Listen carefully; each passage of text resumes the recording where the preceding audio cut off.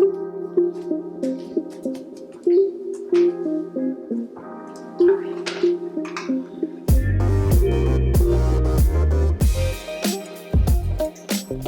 your earphones on back. Do I? No.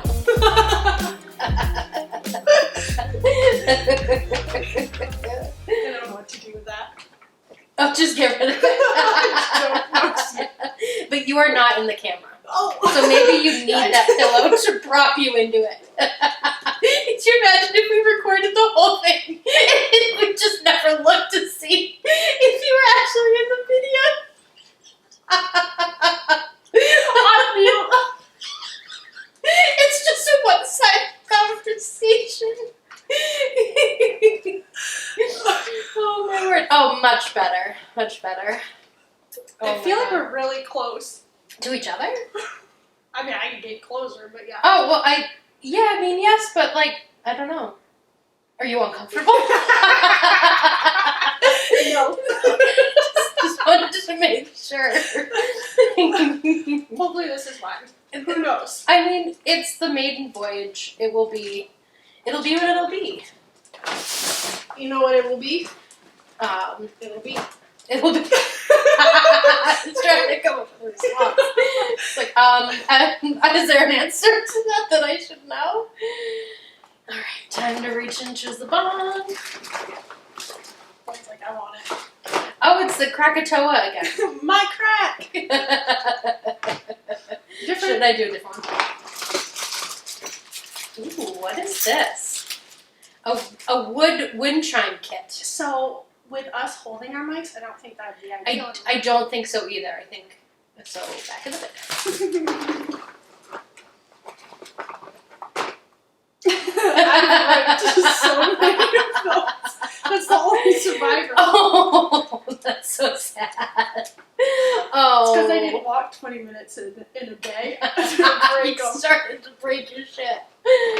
Oh, these bad I boys. play with those all the time. You know what I saw, and I meant to send a picture of it to you, but I didn't. Is phone cases that have these on the other side of them. I need it.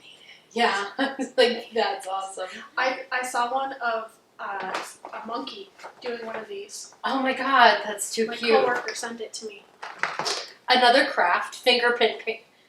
Fingerprint prints. I think again, also hard to do one-handed. I don't know. We're not set up for these anymore. No, we're not. We've upped the ante. Oh, the flarp is open and it looks like the majority of it is gone. Is it just free floating in your bag? Cut it out. Oh my god. This is just like, oh. This is like out of a Goosebumps movie where like the flarp just like expands and starts to get all over everything. So much.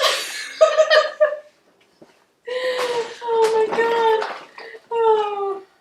Pass it to you. I guess we need more toys. What's this? Ooh. So Sand DIY. So Satisfying Magic Sand. ASMR effects. Sand tool. So satisfying. Let's do it. Let's do it. Okay. Thank you.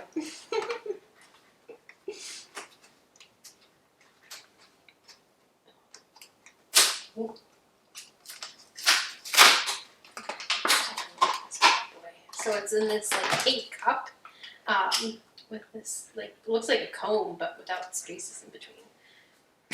Oh, it's in a bag. Oh god, this is a whole thing. This is do we have to like make this? Oh, there's glitter in a separate package, and oh Shannon, this is a lot. That's too much. I think it's too much. Should we just ASMR? With the wrapper. He didn't specify how to achieve ASMR with this, so maybe we should just flarp it up. Alright. I don't know where mine is though. It's on your table. Oh, is it? I saw it. It's convenient. Shall I go get it? No, we got one. Okay, we'll just split it. So what are we talking about today? We're gonna talk about boredom. Yeah, we are. Which is apropos considering all of these toys are to help us prevent getting bored while we're talking about boredom. But specifically, boredom pre-sobriety and in sobriety, because it's not like I don't get bored anymore. And we recorded this for a first time, and that ended up being we just didn't go. We didn't.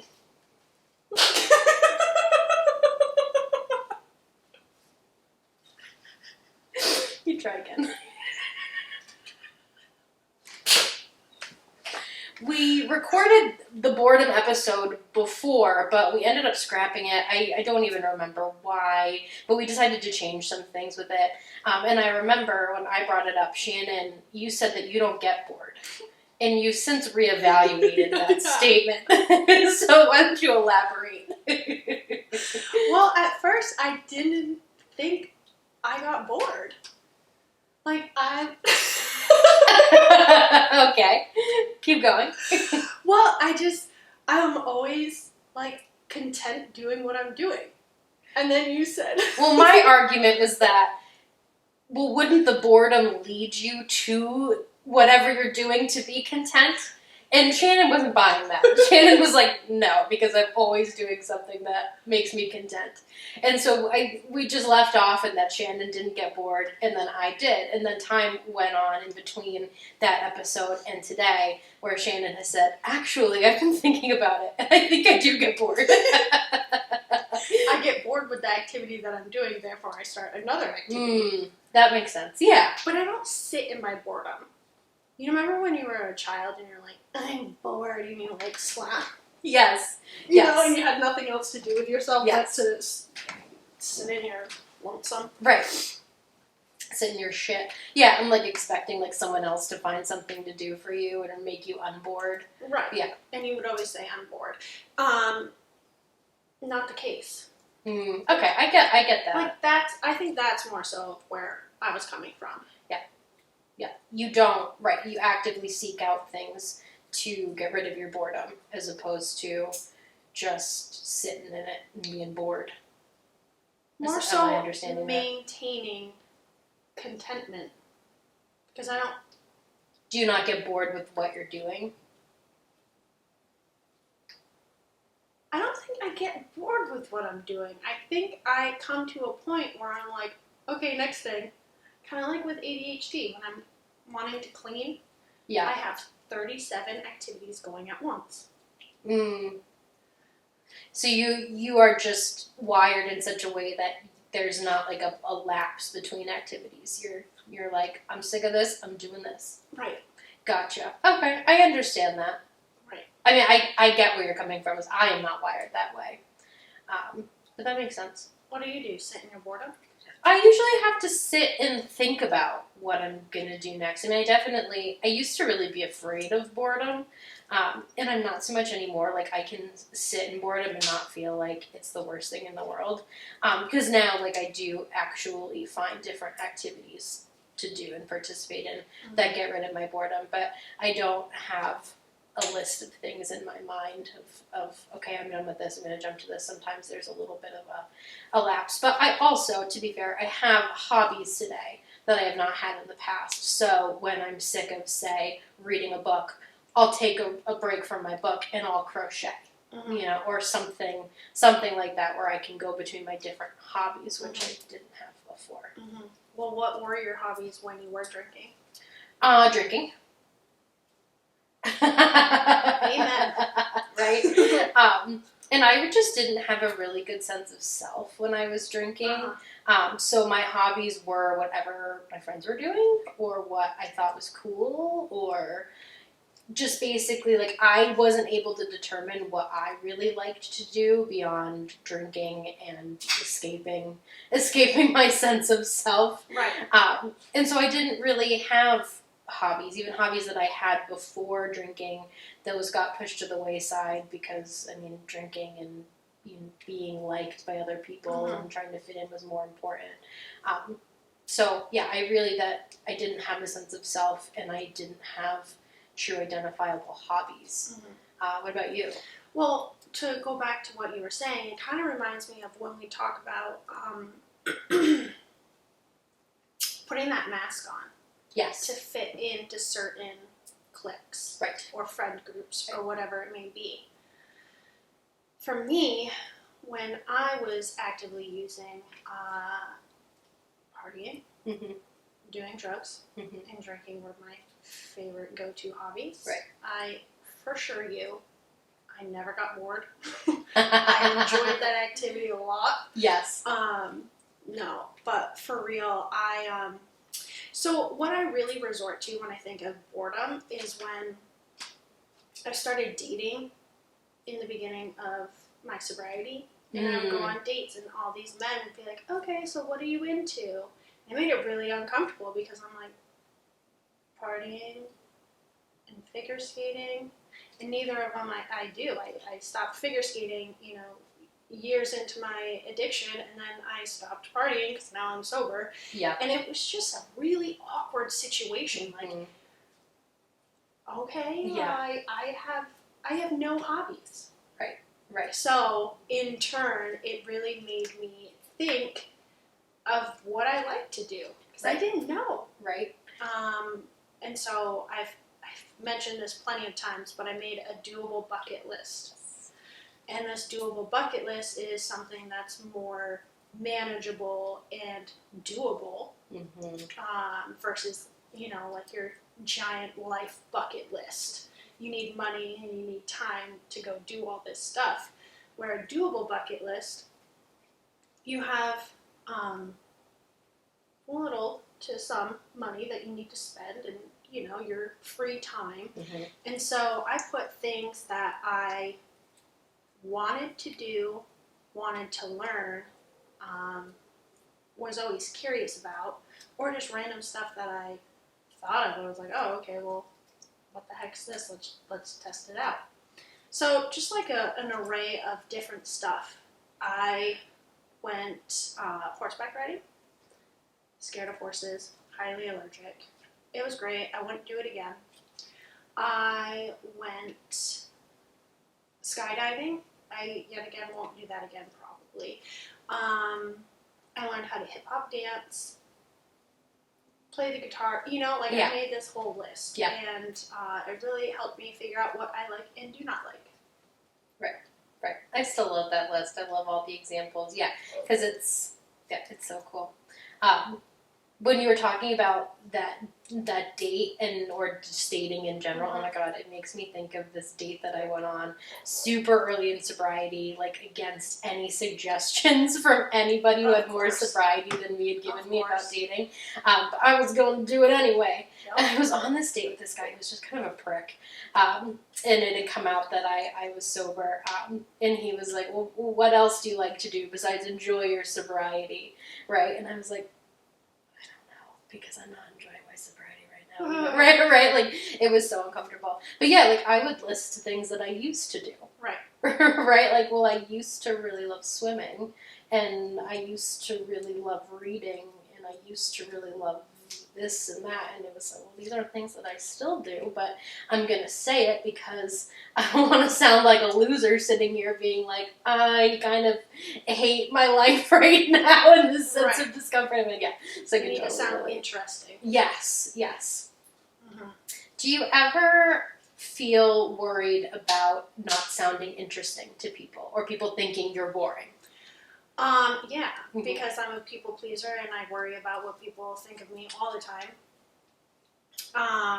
When I actually don't think of anyone, like, why am I worrying about you guys when I'm not even thinking about you and I'm worrying about myself, about you guys, it's just totally weird.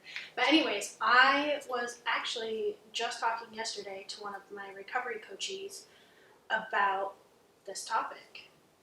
Oh, about boredom or what other people think of you? What other people think. Yeah. And I was like, why do you allow that? Like, you are interesting. Your life is interesting. It's because this is stuff that you enjoy to do, that you're good at. Right. She embroiders. She has this corset that she's embroidering.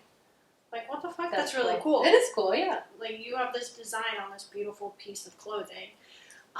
She's a huge plant lady, and she has all these plants, you know, like, she just listed off a bunch of different stuff, and, like, this is stuff that you enjoy, so why are you worried about what other people think? Right. So, yeah, I guess sometimes I do, but then it's like, okay, so starting this podcast was one. Mm-hmm. I was worried about what people were going to think of me, but this is like a hobby to me. This is something I enjoy, and it's like, okay, well, if you don't like it, then don't listen. Right. And Right. I will be fine. I've made it this far without you or your opinion, and I can make it the rest of the way without you or your opinion. So why do I really get caught up in it? Yep. But yeah, I definitely will trip up and feel that way. What about you? Yep. Oh yeah, for sure. That was something and that's gotten easier for me in time. I think mostly due to me liking myself more today.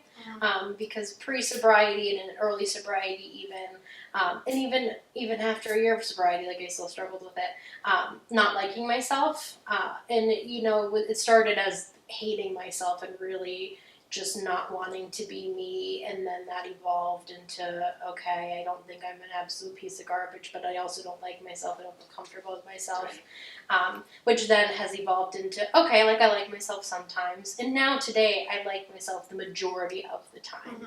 It's not all the time, but like it's more often than not, I am not ripping myself apart. And in that transition and adjustment to liking myself, I have learned to like the activities that I like and be okay with that and not feel like, oh, well, like, I really like to do this, but I don't want anybody to know I like to do this because they're going to think I'm a loser, right? Like, I don't want anyone to know that, like, I sit and drink tea and crochet and watch reality TV, right? Because I'm like, God, like, people aren't going to want to be with me, and it's like, that just hasn't been the case. Right. And the people that are genuinely like, no thanks, those aren't really people I want in my life right now anyway. Right. So it's been this fear that I found to be relatively unfounded. Absolutely. Absolutely. It's this unrational fear that we have, and this, idea that we have to please everyone. And that's just not the case. Right. And it's so much easier said than done. Right? Oh, for sure. For sure. I could, wrap my head around it and say I wouldn't do it, but I would still resort to it especially on the days that I am not feeling the most love towards myself. That's when I start bringing back the hammer versus the feather and beating myself up. Right. How did you find self-love?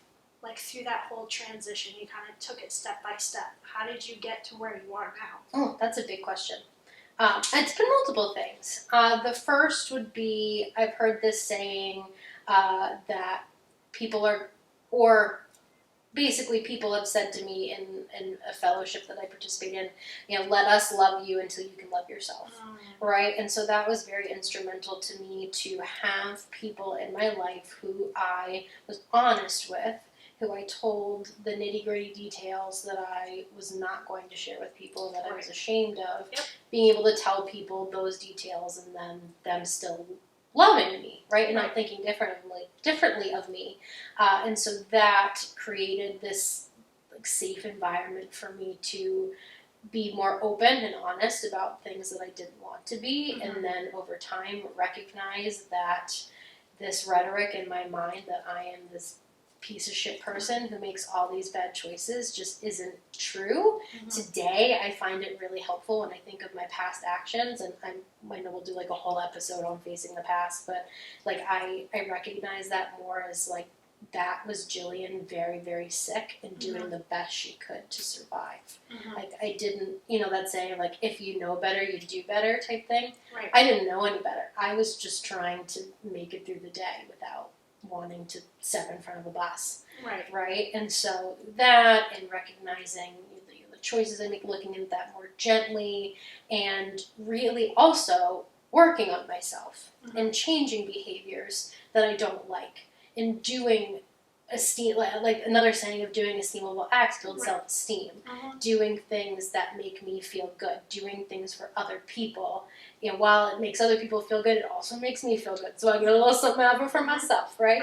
That, and over time, all of that, and I'm sure more, but it's just a whole other conversation entirely, but just as like a snippet. Should we address the elephant in the room that the video stopped?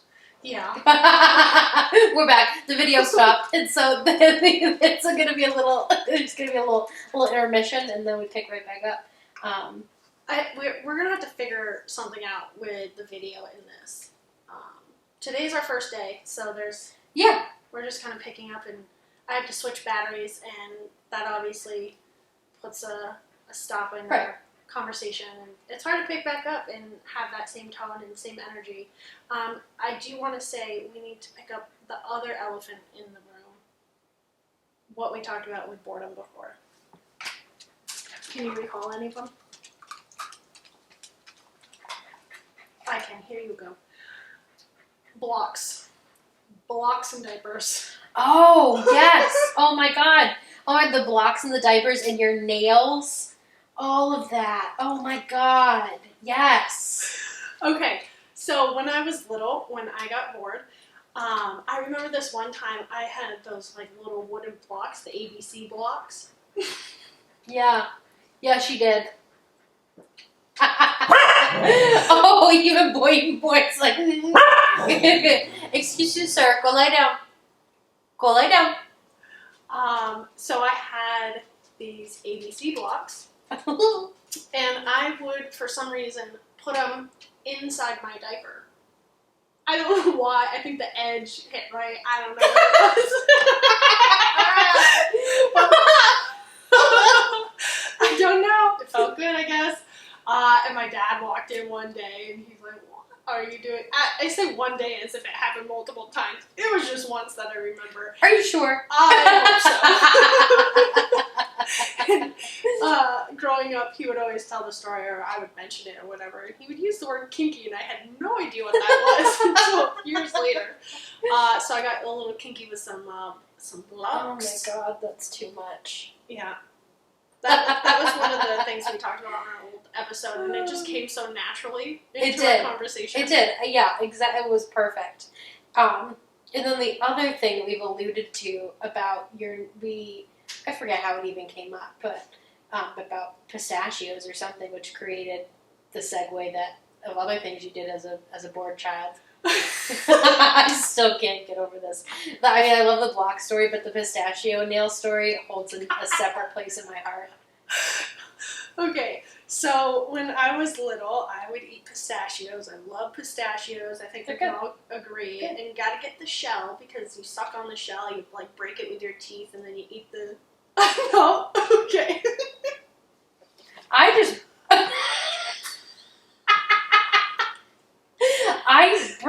don't crack them open with my teeth. Yeah, you just... Oh, I just use my hands. Well, they get slimy because you just sucked on it. I don't suck on them, though. I don't suck on them, and I don't use my teeth. I just break them open with my hands. Okay, on a different topic, do you ever eat peanut shells?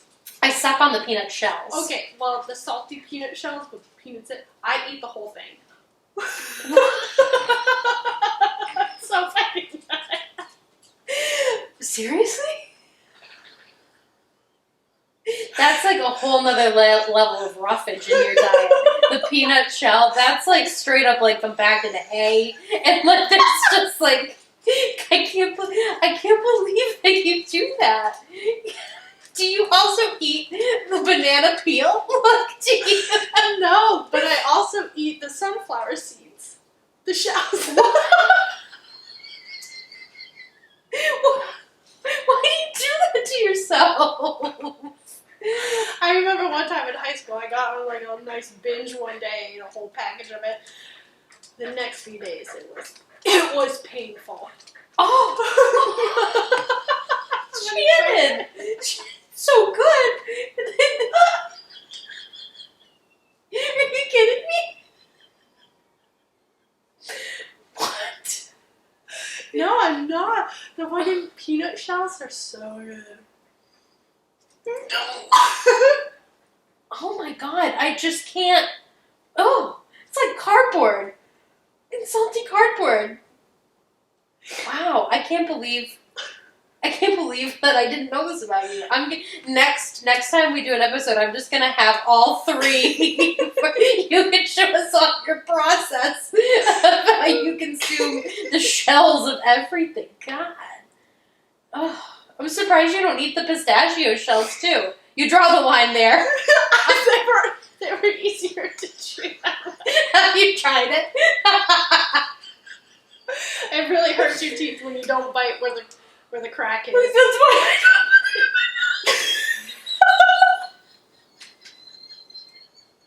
There's one time I ate kiwi skin. To be fair, this was my ex-boyfriend, and he. Oh yes! Did you knowingly eat the kiwi skins? Well, I wanted to be nice because we just started dating, but he wanted to be cool because I'm vegan. He was like, let's juice. I'm like, okay, sure, because all vegans juice. And so we went and got a smorgasbord of fruit, and he just fucking chucks this giant kiwi. I was like, homie, we gotta cut that up. He's like, no, we're fine. You can eat it. It's good for you. I had hair. All these kiwi hairs like lining my esophagus. What did you do? Oh my god, it disgusting. just makes me really uncomfortable thinking about it. Yeah. Shit. It was like prickly too. I didn't like that one. I don't see why you didn't. It sounds delicious to me. Holy shit. Anyway, oh my god, Shannon, I love you.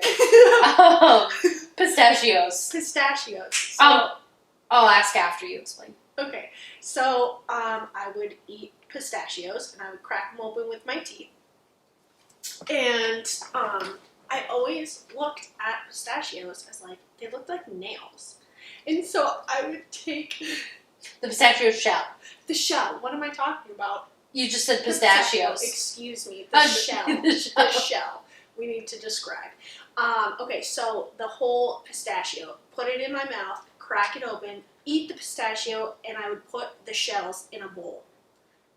After I was done munching, I would take the shells, the halves of them, and I would put them on my nail. I would put, the glue that you get with the fake nails.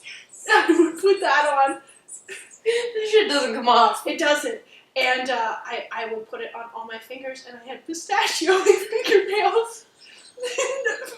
This one time when I was doing it, it was like recently after I watched The Sixth Sense. And there's this, I don't know why I remember this, but there's this part where the mom like noticed that there was like a hole or blood or something in the kid's clothing. And it was like a zoom up, close up of her, like her hands, like looking, like, I don't know, touching the fabric, and she's like examining it. And I loved her nails. Her nails looked great. So I painted the pistachio.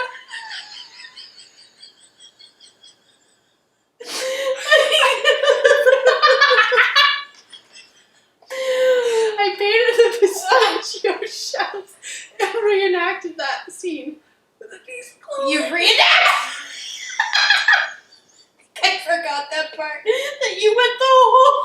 You were like, my pretty.